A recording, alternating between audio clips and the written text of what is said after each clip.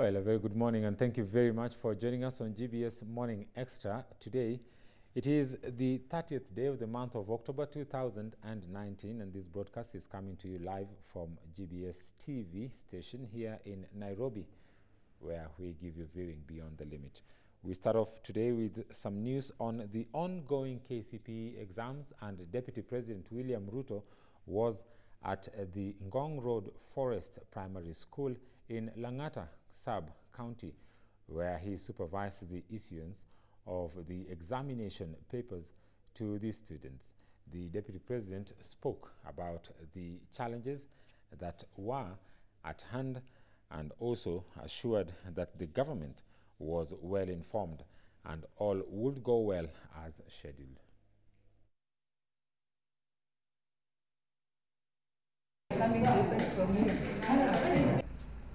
As we are all aware, this is the second day of the examination, and I want to congratulate all the exam managers, the ministry, and the entire cabinet who have facilitated and supervised this examination. We have a good experience of what has happened around the country. There's been minor challenges of transportation, but contingency arrangements had already been made to make sure that where we have challenges of transport, maybe a broken bridge or a place that we could not get over a flooded river, like some areas in Kajiado and Turkana and parts of West Pokot. Helicopters were on hand to make sure that exams are delivered.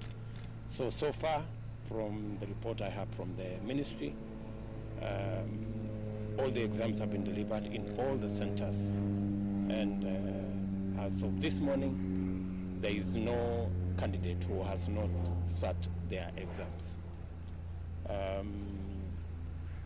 Specifically for this school, where we have two centers, as we are all aware, there was an incident in Precious Talent School, and we accommodated the students from that school, part of them in this school and part of them in Jamhuri.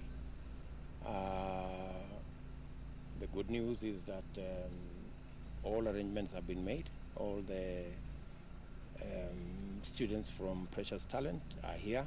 They are carrying out their... Well, moving on, but sticking to matters KCPE, at least 11 candidates in Tharaka Nithi North Sub-County who dropped out of school earlier in the year after their parents joined the Kabonokia religious sect did not turn up for the Kenya Certificate of Primary Education. At Kabonokia, at Kamakabi Primary School, 5 candidates could not be found at their homes. 3 candidates from the Gasiongo Primary School were also missing. 3 other desks remained empty at the Twantanju, the Kamagaju, and the Kamasabi Primary Schools after their occupants also declined to sit the examinations.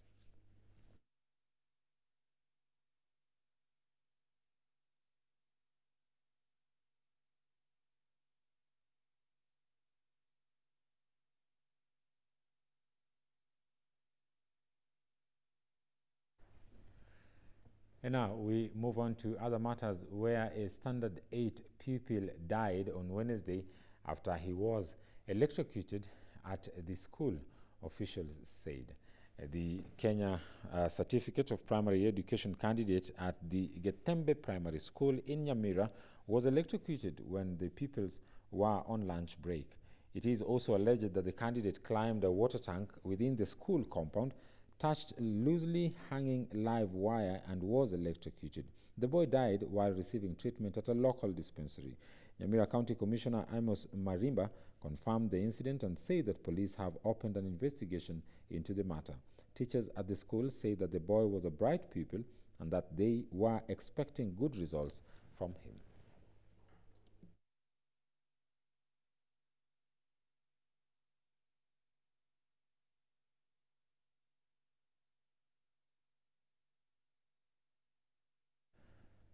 And now we move on to other matters away from education now. The CS for Interior, Professor Matiang'i, has said that it is now the time to build strong, independent institutional relationships to confront crime in the country. He called upon the East Africa community to allocate resources which can be used to do this in the borders. We do not have the luxury of institutional and national silos in fighting transnational crime. But we long lost the days when we could spend time in our respective silos, protecting turf, and wondering why people who either are not prosecutors should be asking us questions about what we are doing, or people who are not criminal investigators are interested in what we are doing, or people who are not the Attorney General are interested in what we are doing. Now is the time to build strong institutional and national partnerships, build interdependent relationships amongst our institutions to confront transnational crime. None of us is safe because the transnational nature of the crimes that we are dealing with are such that unless we work together, unless we collaborate, unless we support each other, we will not succeed. We may succeed to do a good job as Kenya or as Uganda or as Tanzania, but that's only for a moment, because soon enough, when it happens next door, it will finally also affect us one way or the other.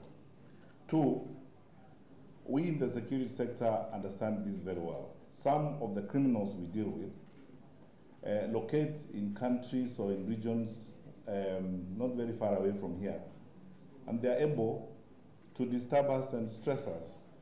So the deployment of resources, ladies and gentlemen, I think is critical. It's now time for our regional organizations to think about spending resources in an integrated way to deal with crime. I want to call upon the East African community and this association to look at ways of putting together resources we can spend across borders. It's not enough to have budget in Tanzania or budget in Kenya or budget in Uganda. We should look at how our organizations within the region can put resources we can spend together regionally. And let me pause here to say this. I don't know about other countries, but I'm recently concerned, and because we've been having this conversation with the DPP, about the level of deployment we do in terms of resources. Now, away from intra-security matters, we now come back home and look at some politics where a group of Nairobi County representatives, MCAs, have launched a fresh bid to impeach the Speaker, Beatrice Elachi. At least 77 ward reps have signed a petition moving to remove Elachi, who just returned 2 weeks ago following an impeachment motion in September last year. Moreover, Governor Mike Sonko has destroyed a defiant MCA's building for rejecting to return Elachi. This led to a massive demonstration from the affected residents.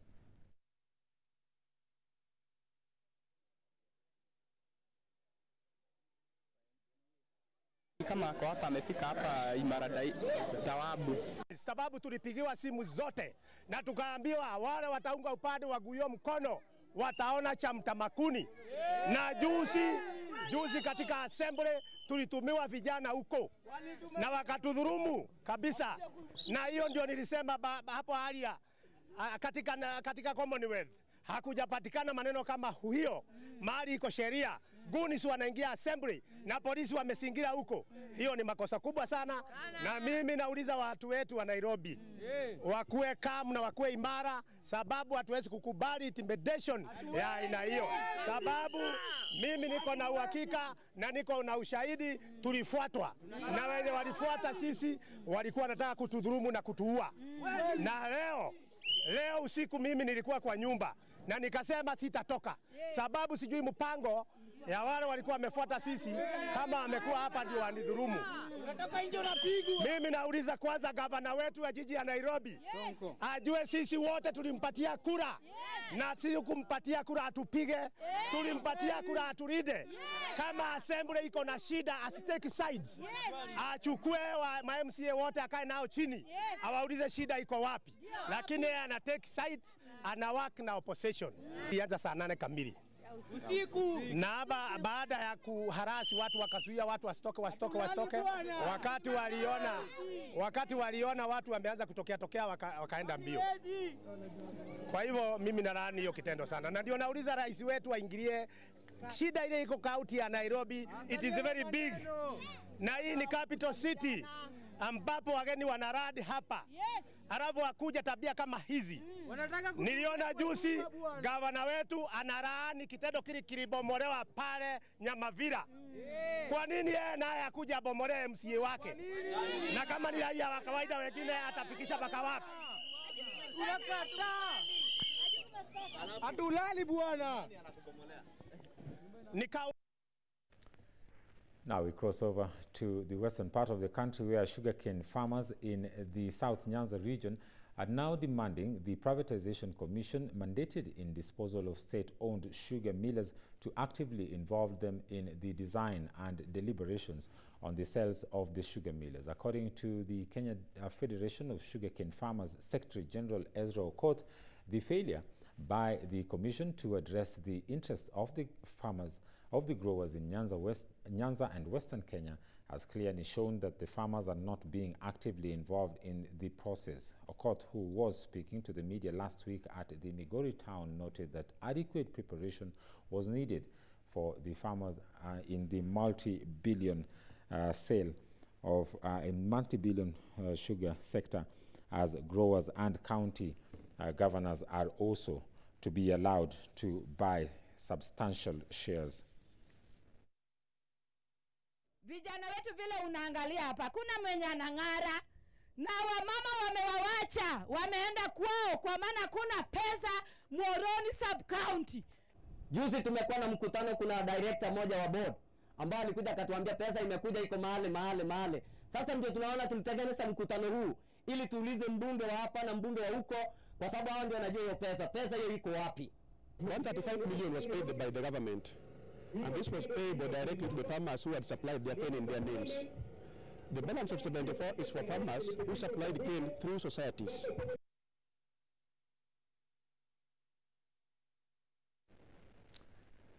Well, we do hope that sooner or later the woes of the sugar industry in the country should be addressed. And indeed, we've seen that many sugar millers in the country are going under, despite the fact that there is land. There are farmers who are willing to do farming or to grow the raw material, that's the cane. But then we are seeing increasingly that sugar is being imported into the country. And just if you can remember a few months ago or about a year ago, we were speaking in the country about sugar that contained some toxic chemical.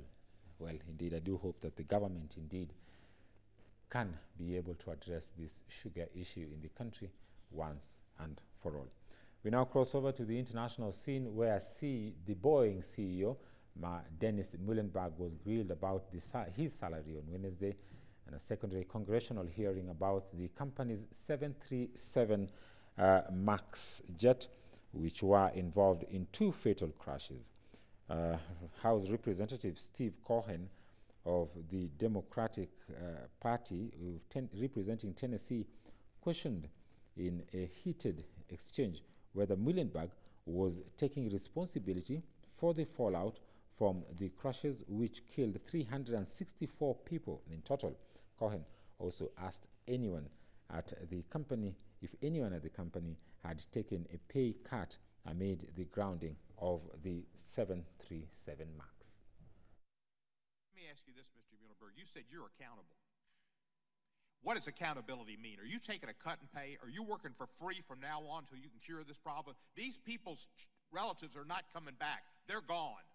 Your salary's still on. Is anybody at Boeing taking a cut or working for free to try to rectify this problem like the Japanese would do? Congressman, it's not about the money for me. That's not why I came. Are you giving up any money? Congressman, my board will conduct a comprehensive review. So you're saying you're not giving up any compensation at all. You're continuing to work and make $30 million a year after this horrific 2 accidents that caused all these people's relatives to go, to disappear, to die. You're not taking a cut in pay at all? Congressman, Again, our board will make those determinations. You're not accountable then. You're saying the board's accountable. Congressman, I am accountable, sir. Well, quite intense grilling there by the congressman to the Boeing CEO, Dennis Muhlenberg.